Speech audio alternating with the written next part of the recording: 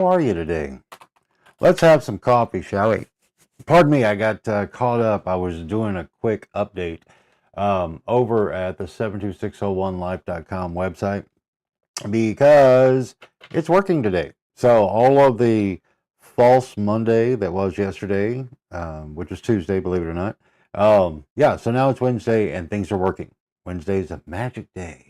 I like magic days. They're fun. It is November the 26th. Again, I say it's Wednesday, the day before Thanksgiving. So it's Thanksgiving Eve.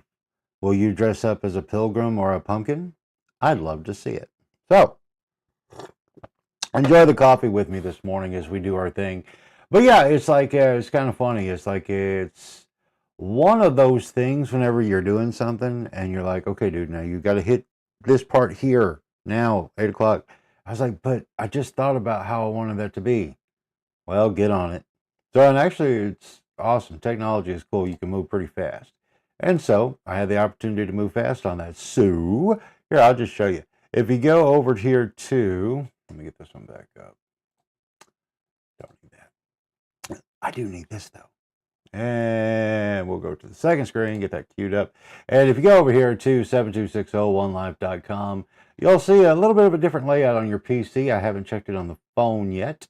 But yeah, so you'll see the daily and regional headlines. The forecast is looking lovely, as a matter of fact. You're looking at a cool high of 49, overnight low of 31. Yep, below freezing. And then for tomorrow, Thanksgiving, 52 is your high. Just going to be nice. The rest of the week, I don't know. I don't look that far into the future, right? But again, the headlines are cleaned up, and there it is. So that was kind of fun being able to kind of get that together real quick. Oh, another thing. Wait. Over here, you'll see where this will still take you to the destination guide, which is terribly out of date, and I need to update that. But all you do is click on it, and lo and behold, looky there. And when you get down there, it's going to show you all kinds of good, fun people and stuff. But hey, that's Aaron's joint. Oh, look, it's the lyric. Oh, look, that's Tracy's place. Premier Apparel. Of course, the Krav Maga with Missy and Larry. My buddy Brandon. And say it's cool because actually when you go over here and you open this up and then you click, you can go to their pages, be it their website or social, whatever they wanted to do. When it comes to those folks, again, it's no longer a paid thing that I'm doing. I don't like doing advertising and sponsorship type stuff because it's a terrible business model in the 21st century. So I'm not. Like I told you, I got a 3-pillar system. I have one product, my book. I have one service, which is evergreen content, in helping you do it, teaching it to you, hopefully. But I'll be glad to do the service for you. And then, of course, my project, which is the virtual stump that you'll find at 72601life.com, which we've got a couple candidates who have participated.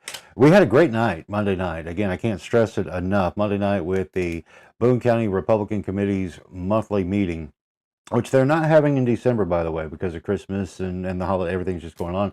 But they'll be back in January. And it's really heating up because we've got the primary coming up in March. And so, and a whole lot of candidates doing the thing. And again, my mission in that is simply to connect you, my dear friends here locally, specifically Boone County, with the candidates who want to serve as your sheriff, as your county judge, as your justice of the peace, all of that, right? So, and that's why it exists. I want to create, once again, the central hub for you to be able to go and I don't understand. Anyway, sorry, I made a look over here and that was a mistake. Anyway, but doing and all that, again, I just want to, an informed community is a connected community. It really is just that simple. So yeah, so those will be coming up here in just a few this morning. Got some other things I'm tying up and making wonderful, beautiful, and fun. And we got a lot going on with Amp Multimedia, and it's awesome. And I want to, and the best part about being busy now is it's a lot of made the choices of how I wanted to be busy these days. And that is so important and something for you and everyone to remember that you can be. So that said, I'm going to come back over here. We'll pin today's show to the top of the feed if it showed up like it was supposed to. Hey, no, wait, maybe. No, that's yesterday. I recognize by my shirt. But again, these mornings are spent mainly having coffee, kind of talking about things, and in the in the detail or the description of the video, it's Movember. Why it needs to be, but it's all about men's health, right? And November is supposed to be dedicated to men's health. I hope you did well with that. But I also put a stress on men's psychological, mental, emotional health because, and now here's the thing, fellas, I'm not talking about this. Hug me safe space thing or pour all your feelings out on the floor. What I'm saying is let's be men about it. And like if there's something bottled up, get it out before you get pissed. It's just important.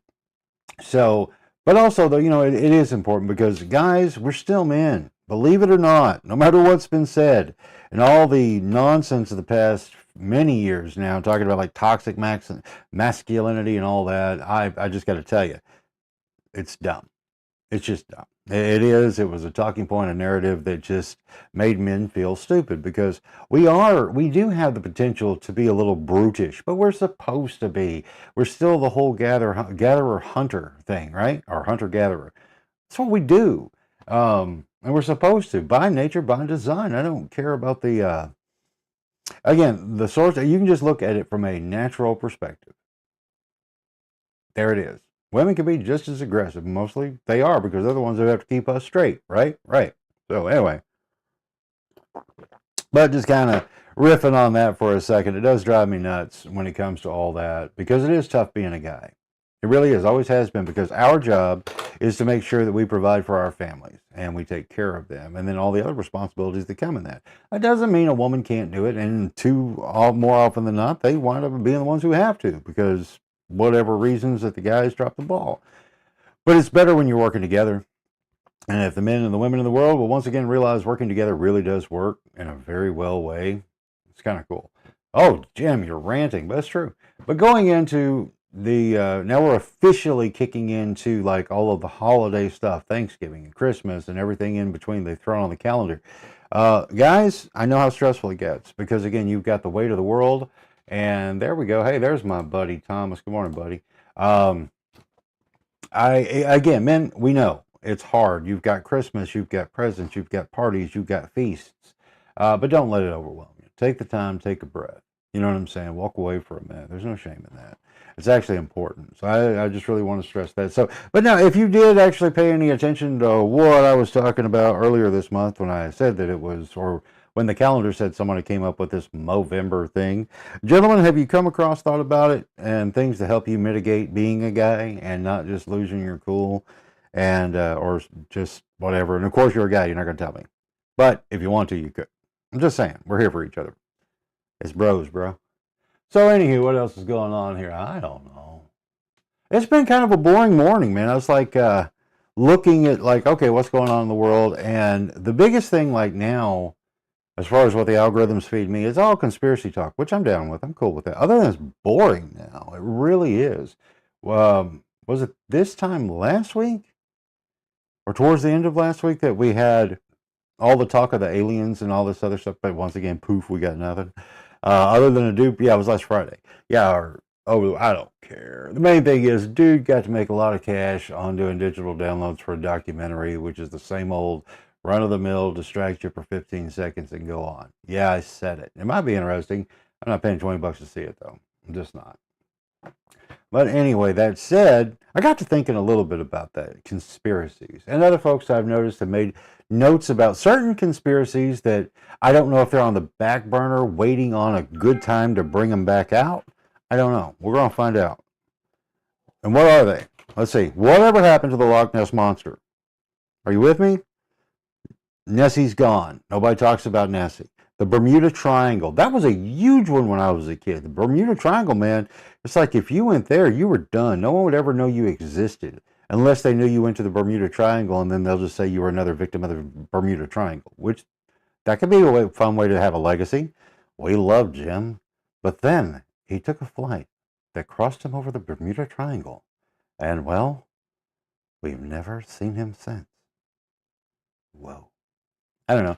And then what was the other one that like used to be the big deal or a big deal? So okay, Loch Ness, Bermuda Triangle. Oh well, okay. Let's get more local-ish, if you will, like the legend of Boggy Creek with the Fouke monster, Arkansas's very own Bigfoot. Nobody's seen that cat since the movie, not to the best of my knowledge. And I've talked to a lot of folks who are kind of crazy, and they haven't said anything about seeing it. So I like the anybody who knows me knows I dig the conspiracy, the paranormal, the supernatural stuff, because if nothing else that you garner from like looking into this stuff is you learn a lot of great history, right? Because all folklore is based in something, and it's a start in a time with people, places, and things, right? And I've always enjoyed that part of it, and you get to learn a lot. And then, but now the bummer side of like getting into that space to like do feature stories, documentaries, it's kind of a bummer when you're not. Well, we didn't have clickbait back then because that didn't exist back then. But it's like when you're just milking something for the sake of milking it and sensational headlines and things like that. I never cared for that.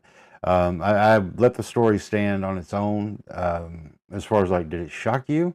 Well, the story shocked you, not just the headline, right? And I look back on that and I think about some of the people that I've met over the years and talked to. And there's one fella, I don't know, it's been over 20 years since I've talked to him, so I don't know if he's alive or dead. I don't care. Anyway, he wrote a book and put it out. He went by the pen name John Zarr, Zarr. John Zarr. I mean, he was a nice enough guy. I think he did 3 books in the series. And when I was talking to him, and just learn a little bit more about his story. He had the same MO as everyone else, right? He was former military, and John Czar was not his real name; that was his pen name. But anyway, that was like his. He was former military and engineer, and all of the hallmark check marks that you need to apparently be contacted by aliens, right? It's just a thing. If you're military, former military, and an engineer, you most likely need to open up and tell us about this alien encounter that I know you have. Statistically, it's just the way it works. So spit it out. But seriously, the thing that got interesting is I actually got to know more people around John's circle and talking to them, and there'll always be one who will spill the beans, if you will, as far as like the backstory. And unfortunately, this is very common in that space. I'm not saying everybody, okay? If you're into this stuff and it's your thing, I am not going to lump you into just everybody, but I will say in a lot of instances that I've seen, specifically with John Czar and his alien, what the hell did he call it? I think it was alien beings or I can't remember off the top of my head. Sorry, John Czar, wherever you are. But one of the things that I discovered and unearthed is that actually in his younger years, when he was still just in the military and an engineer, and before he started having these alien encounters where they were like, beaming the messages into his head so he could write these books, he actually was very abusive to his wife. Yeah, I don't like uncovering that stuff, but I did. And in that, it sucked because it was all the way up until the very end of her life. Now he did not, end her life or anything, but he was not good to her. And towards the end of her life, she had gotten ill and needed extra physical help and everything, and he wasn't good at it. And honestly, he had gotten mean and mad about it and took it out on her. And so that was horrible. It was after that, when she passed, that's when he started getting the alien transmissions. Gosh. So I would deduce, I cannot read his mind, I don't know his pure intentions, but just from what the stories that I collected around all that, I think he just went a little nuts. The guilt hit him, unfortunately, way too late. And that was the thing, he couldn't do anything to fix it.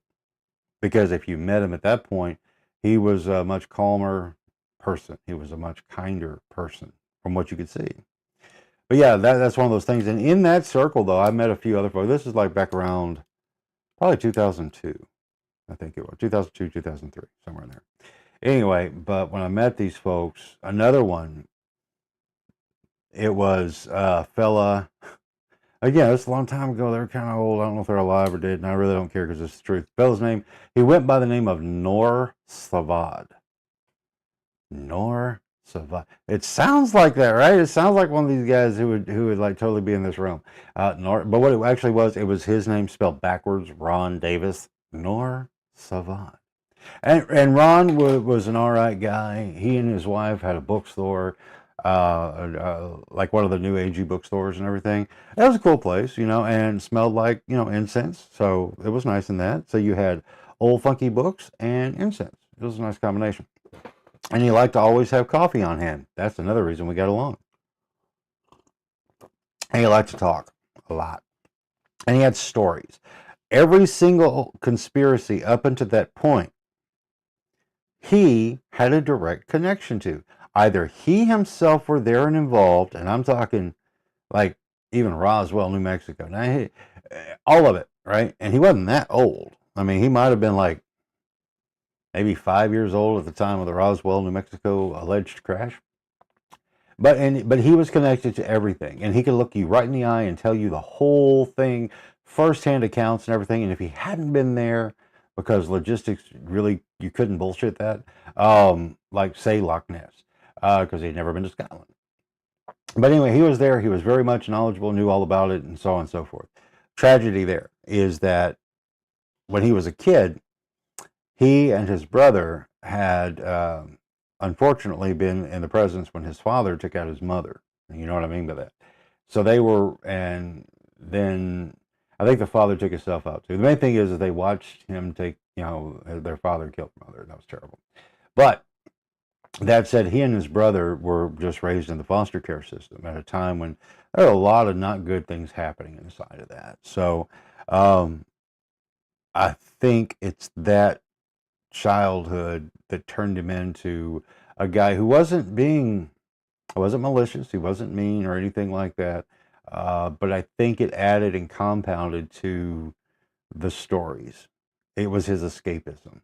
And so it's interesting, you know. So again, I'll never mock anyone. Not really. I mean, I may poke, but I don't really mock anyone with the things they believe, because there's more to the story of their story, you know. And I find it interesting that I hadn't thought about that in a long time, but thinking about those folks and the backstories of the story and how all the conspiracies of them, they're mainstream now. So if John Zah or North Savant happen to still be kicking around, I'm sure they're sitting around with the biggest kickback cup of coffee, smile on their face, saying, "Told you so, told you so, told you so." Truthfully, because that's where we are. But there's some that are just missing, and I'm wondering when they're going to bring them back. Because, you know, it's like we're going into like, what, season 12 of the Nutball Show right now? And so you've got to pull back in those special guests to make it interesting again. So be on the lookout for Arkansas's Bigfoot, the folk monster from the movie The Legend of Boggy Creek. And then I think there was a Legend of Boggy Creek 2, Electric Boogaloo. And so there's that. That's fun. Then, of course, the Bermuda Triangle, which nobody talks about. I guess nobody flies that way anymore. I don't know. Blame Cuba. Then what else was the other one? Loch Ness, Bermuda Triangle, Falk Monster. And Bigfoot sightings aren't what they used to be, you know? Even ghosts and such. I mean, there's some great stuff online. From there, some like, I got plugged into like some of the reaction video folks, or the guys who like, aggregate and find all the videos that are out there, compile them down, and have their own little YouTube brand by just commenting on those things. Which is interesting. Saves me any work of actually going to look for this stuff. So that said, it's neat to see some of the stuff that's out there, some of the things that are captured, as far as like, you know, the things in the sky, especially like if you're in South America. Wow, man, there's all kinds of crap happening to y'all, man. It's like some of the best, creepiest footage is coming from South America. Why? I don't know. But apparently, South America, y'all are haunted, y'all are possessed, y'all are invaded by aliens frequently. So there you go. Well, and that kind of comes back to, I had seen, there's this one YouTube kid named Modrica, Modtrica. Look him up. He does a great presentation on this stuff. But anyway, he had shown some videos from Mexico where the sky was like doing like this pulsating light thing and turning red. And it was very, very similar to what we had seen last weekend coming back down from Branson and just south of Hollister. And the sky was like a big white flash and then purple. I think, and I have not confirmed, but it looks like it's just something that's happening out there. at John L's Wooded Wonderland of Big Cedar and all of that. But I haven't gotten confirmation. Nobody said anything either way. But that's what it made interesting, because just a couple days ago I'd seen those videos from Mexico City or somewhere around in there in Mexico. But there's weird stuff out there, and I'm not saying that it's not something more than just something we don't understand as far as natural phenomenon or whatever. I don't know, but because we don't know it all, we can't. It's literally impossible for us to know what all is happening on this planet. I mean, think about it. Personally, I haven't been to all 50 states. How do I know they even exist? I take your word for it, right? How do you know I exist? Well, you're taking my word for it. But anyway, the point being is, like, it's for what is said to be, one of the smaller marbles in our solar system. We're still pretty good size. We got a lot of things going on. The oceans still have not been completely mapped. Never will. I mean, the odds. I can only imagine how long that would take. But then again, how big is the ocean really? We see the shoreline. We're not sailors, but now if you've been on cruises, you get a better perspective on that. Unless you get in the middle of the water and they start just going in a circle, would you know the difference? I don't know.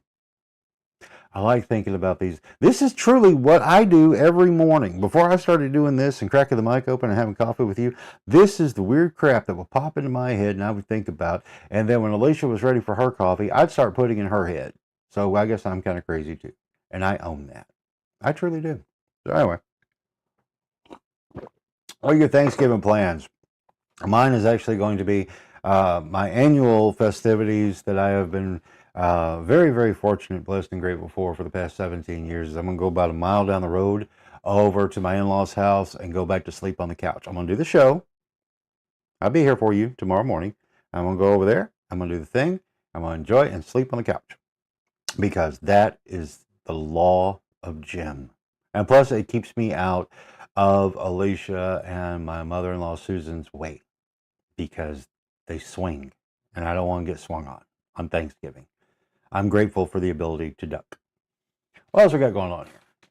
Oh, I don't know. I mean, there's really not a whole lot going on. All the talk is the same thing. I'm thinking that in lieu of everything happening in the world right now, everybody decided to take a week off, because there's just nothing. I mean, it's just, and what is going on is so many things that are unsubstantiated. They're not even good conspiracies anymore. They're boring. They really are. Think about it. When you've got people who are the conspiracies on deck right now, when you see them and the big claims that are being made about all kinds of attempted assassinations and orders and to exterminate people and the aliens and all that, but then there's no deliverables. And that's where it's going to fail in the modern world. See, back then in the 20th century, and you could talk that crap because everybody was cool. It's like the big fish story, the big one that got away. So you could do that because everybody was still just using their imagination, and the best outreach you had was a weekly world news. So you go along with it, and it was fun. Now, though, we got the internet and cameras everywhere. Everywhere. I got one right here, one right there, one right there, couple in the bag, cameras everywhere, right? Big Brother is indeed watching us. And documenting all of our moves so they can train their AI systems to replicate us. But looking at all that, again, it's just so boring now. There's no imagination. And then if they do put something out, anyone that is, not just they, but anything that comes out now, with the AI generation, you really wouldn't know what's real and what's fake. Other than, even though all this technology we speak of, the declassified stuff is still blurry, grainy, black and white, shot with a potato, and released to the public. Make that make sense. Make it make sense. It does. And it's not fun. It's stupid. I want my disinformation, misinformation, and 4K Ultra HD, okay? That's not too much to ask. You could get one of these ONN 4K cameras that I'm using right here for like $44 at Walmart.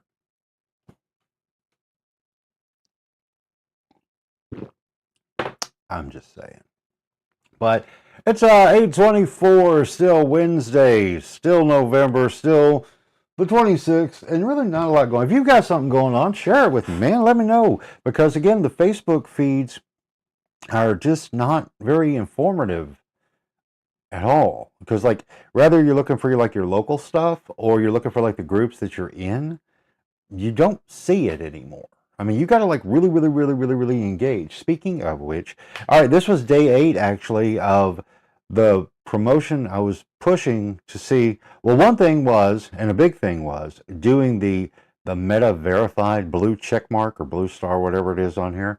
Oh, because they offered it to me for $1. I said, you know what? I'll give it a go, and I'll see if it helped anything as far as reach. And it hasn't, not a bit, not one bit. I can honestly say that in 8 days, it's done nothing. What was my barometer? It was my book. Now, does that mean that once I did the blue check mark, more people would see me and they would all flood to get my book? No, I'm not delusional or stupid. My book is, it will resonate with the ones it needs to resonate with. But the thing is, I know it wasn't being seen.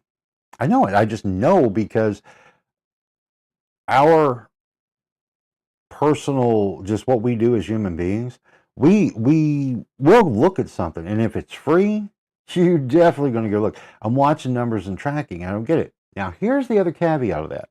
If you've ever thought of publishing on Amazon and their KDP platform and do a self-publishing thing, which is like totally the norm now, right?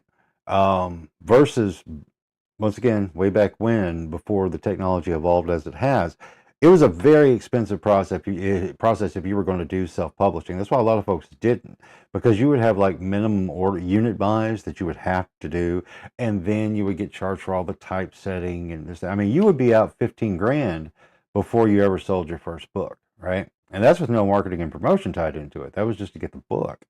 So that's why it makes sense to me to see so many people going into the self-publishing route now, because it's a lot more simple. Anyone, if I can do it, you can do it. It may take just the time. That's it. That's all you gotta do. Take time. But anyway, watching the numbers via Amazon, they're not straight. I'm not getting, and how do I know this? Because now this is a different argument. Okay, like Facebook, I know where reach is not going. But I know with Amazon though, I know there have been people, I know firsthand, they told me, and I know they would not lie to me, who would, they definitely got the freebie version when I ran that for Sunday and Monday, right? Um, I'm not seeing it. I am not seeing those downloads. So I don't know. I don't know how successful the campaign was in that.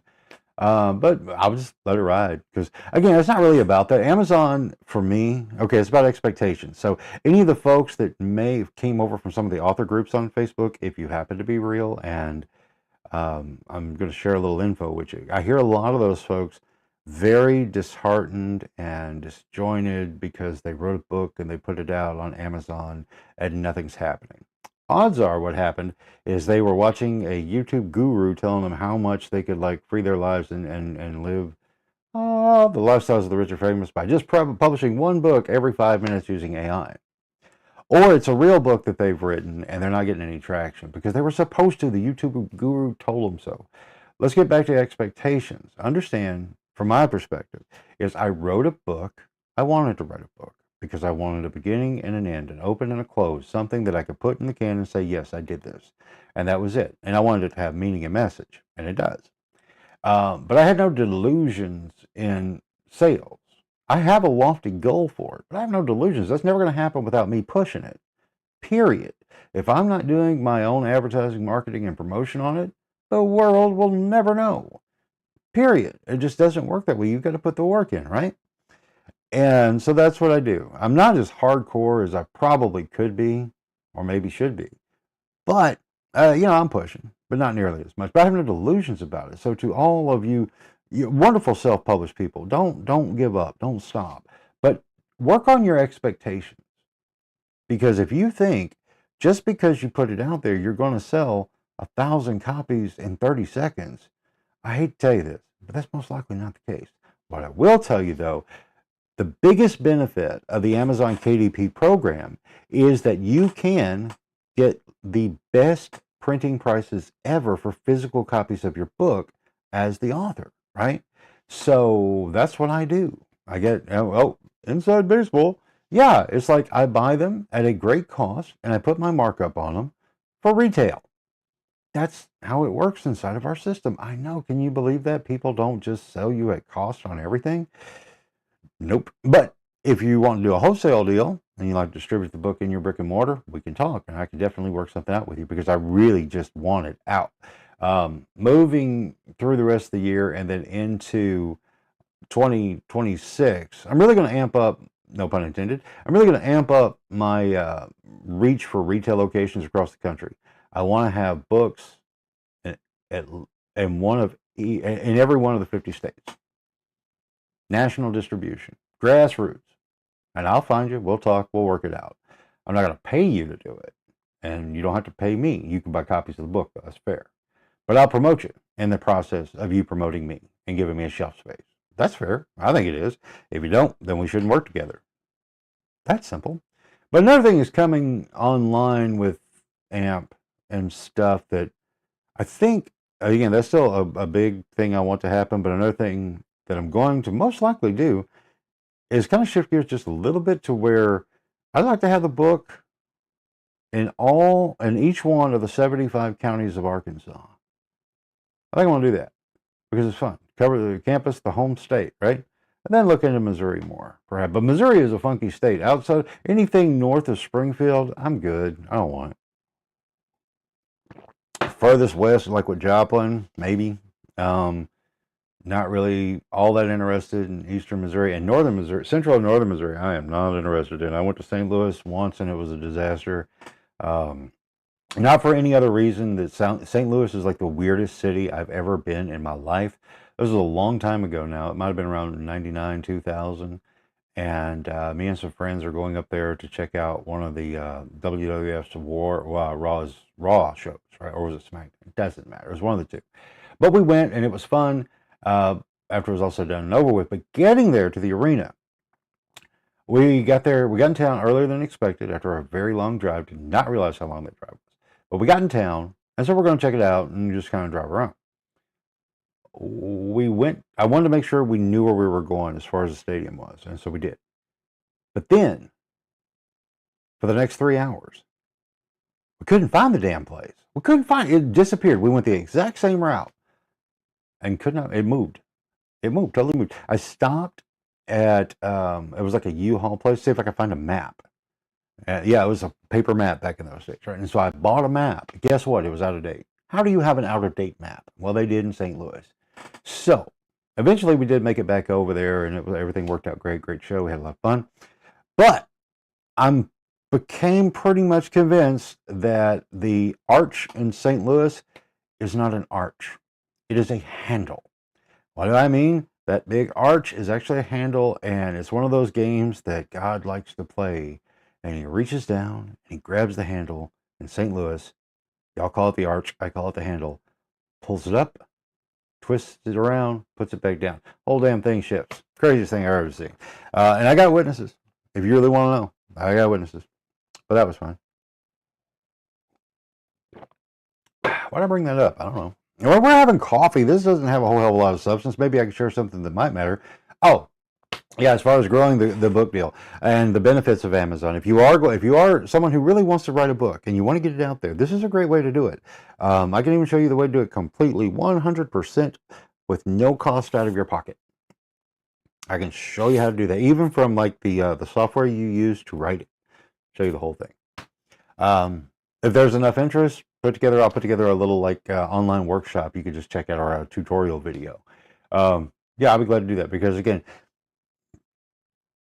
I'm not going to say that right now. Anyway, but the thing is you can get physical copies at a really good price for printing. That was impossible before.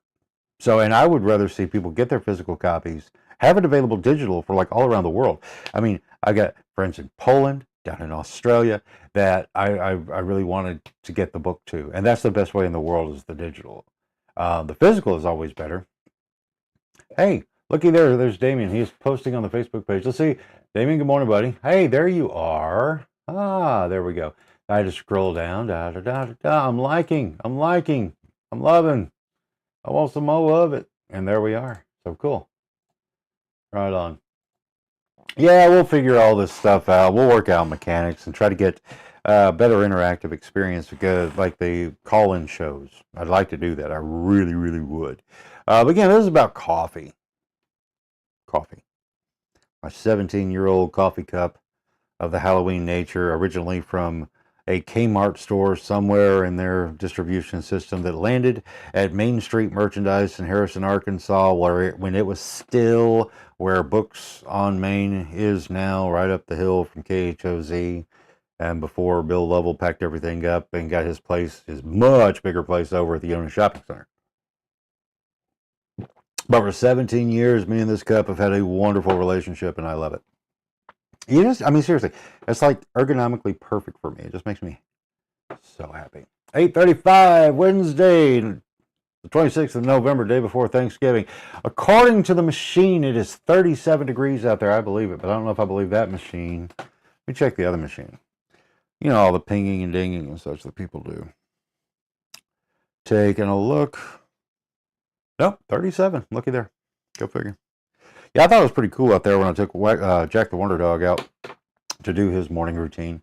So, yeah, there you go.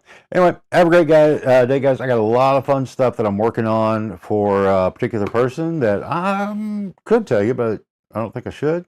I don't know. We'll figure it out later. But, yeah, busy things, busy day. Pre-Thanksgiving, if you have to run to the store at the last minute, don't be dumb. Don't wrestle with people. It's retarded. And remember, Black Friday is a gimmick. Don't get sucked in and spend money you don't have on crap that you probably won't want in a week. Just saying. Anyway, have a great one, everybody. Let's put this in-screen thing up so it can pause out and do its thing properly. I'll see you guys in the morning if I don't see you before them out and about in the real world.